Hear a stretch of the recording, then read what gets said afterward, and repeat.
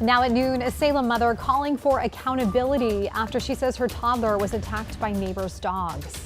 I really thought she was gonna die. I didn't know how somebody could survive such a horrific attack. Plus, a major arrest to a 5-year-old investigation. What we know about the person the FBI believes placed pipe bombs in Washington, D.C. Plus. Oh!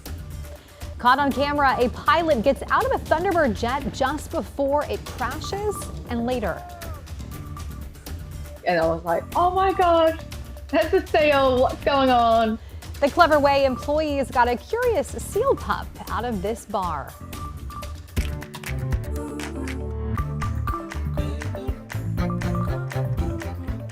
Thanks so much for joining us here at noon. I'm Stephanie Domerat. New today, Oregon Governor Tina Kotek has officially announced she is seeking re-election.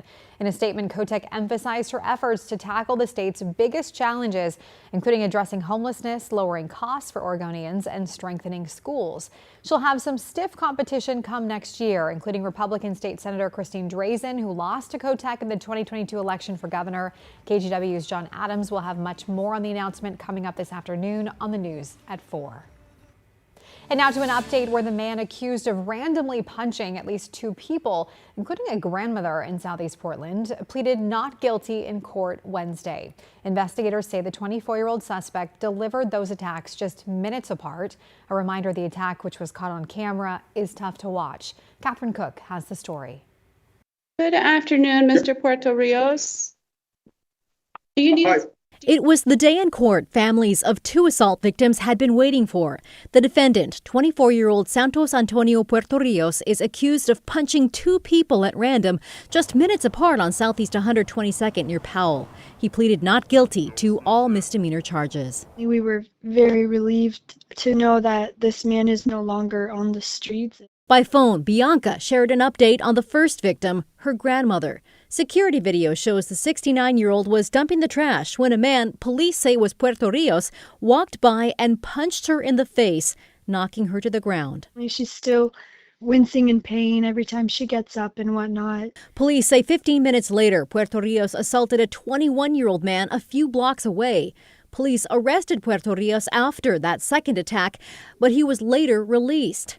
Police rearrested him Tuesday when detectives linked him to the grandmother's attack. District Attorney Nathan Vasquez shared frustration over Puerto Rios' initial release, saying, quote, "We did file a PC affidavit in this case, asking that the defendant continue to be held in jail until we could get in front of a judge, but they were released before any judge read our affidavit. This is an infuriating example of a gap in Oregon law and represents a missed opportunity to protect our community from future harm."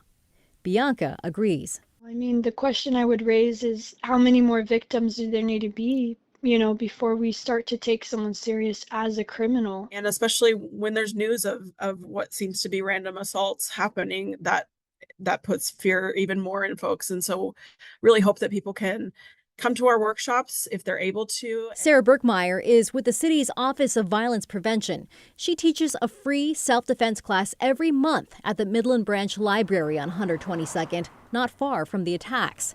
She hopes community members will join her for the next one, December 17th. It's really focused on empowerment skills. So knowing your own intuition, knowing how to be assertive in situations that feel unsafe, knowing what some of your options are for escaping those situations. Back in court. So, Mr. Puerto Rios, the court also has concerns about community safety. The judge set bail for Puerto Rios at $20,000 and ordered him not to contact the victims. His lawyer acknowledged that Puerto Rios is on medication for a mental health diagnosis, but didn't elaborate beyond that. In Southeast Portland, Catherine Cook, KGW News. A toddler in Salem is recovering today in the hospital after her mother says she was mauled by 2 dogs. We do want to warn you, some of the images in this story are disturbing. Marissa Corone says her 16-month-old daughter was attacked by 2 dogs Sunday afternoon right outside their apartment. She told us they belonged to a neighbor and that one of the dogs latched onto her daughter's head. Just, in my mind, it keeps flashing back in my head, just seeing the inside of my baby and her skull, on full display, I really thought she was gonna die. I didn't know how somebody could survive such a horrific attack. Her daughter is being cared for at Randall Children's Hospital, where she's already undergone one surgery, with more to come. Both dogs were taken to Marion County Dog Control, and we understand the owner was cited. Carone says she has reported these dogs before, and the apartment management told KGW that they have been in ongoing eviction proceedings with the dogs' owners. Along the Oregon coast, the Coast Guard rescue helicopter has returned to the city of Newport following a federal judge's ruling last week. Around Halloween, the Coast Guard helicopter was moved 70 miles south to North Bend. Lincoln County and the Newport Fishermen's Wives sued the federal government to have it returned. A judge issued a temporary order directing DHS Secretary Kristi Noem to return the aircraft. The city reported it was back in its usual spot yesterday. The next hearing is scheduled for Monday in Eugene. All right, let's check in now with Chris McGinnis with a look at your weather impact forecast. And it is about to get very wet, right, Chris? It has been wet, but here's the thing, it's interesting, Stephanie. It's been raining since 4 o'clock this morning. We've only picked up 9/10 of it, or it's been very light. 9/100 of an inch of rain. Yeah. Yes, very, very light so far. The rain that comes in tomorrow, I think, is going to be steadier and heavier, and I'll show you that with Futurecast in just a minute. But what we've got out there right now, actually, the rain's falling at a probably a little better clip now than it has been for much of the morning. You folks down in Salem are like, it's barely raining down here. You go farther south in the Willamette Valley, there hasn't been much, but it's been kind of on this trajectory from just north of Tillamook to about Woodburn, and then up into the Central Oregon Cascades of where the bullseye of much of the rain has been today. Rainfall totals, as we mentioned, have been light, despite the fact that it's been raining for a good 6, 7, 8 hours. Only 0.12 of an inch at the airport. Aurora, 0.05 of an inch. It's just over a trace in Salem. So more to the north. Less to the south, it's playing out exactly as we expected it would today. As we look live at Salem, it's a little drippy, but again, not as wet as it has been here in Portland at 43. The live look from, what are we looking at? This is downtown Portland. From what you can see of it, we're obviously socked in the low cloud deck atop the Wells Fargo building, so that's why you can't see anything.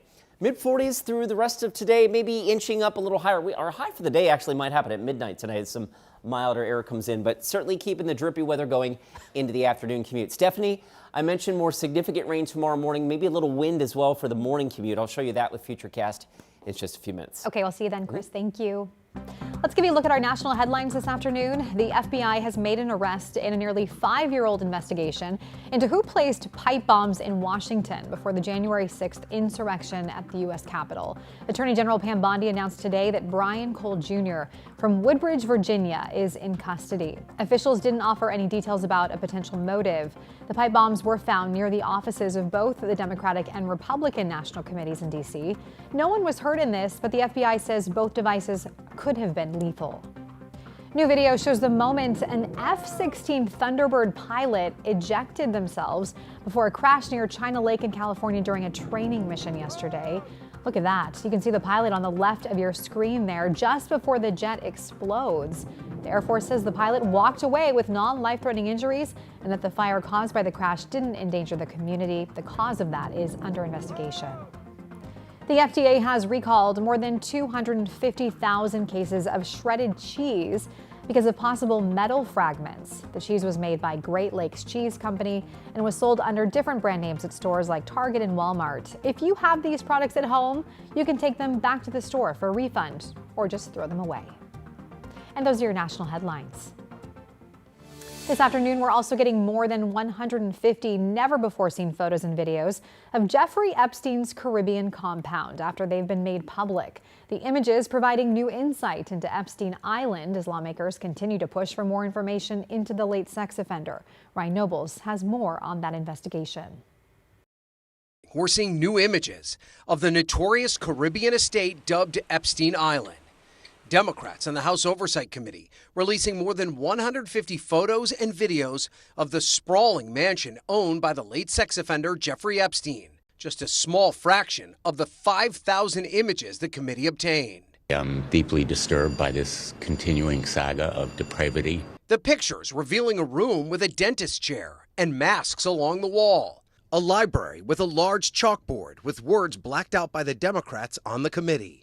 There were also framed photos of the financier and his partner Ghislaine Maxwell, like this one with the late Pope John Paul II. Videos of the pool area, bedrooms, and bathrooms, all part of the property many say Epstein used to groom and traffic young girls for sex. Steve Scully, who worked there and spoke to NBC News in 2019, said at the time he had no direct knowledge the women brought to the island were underage. I have no way of knowing that truly, but they appeared to be young to me.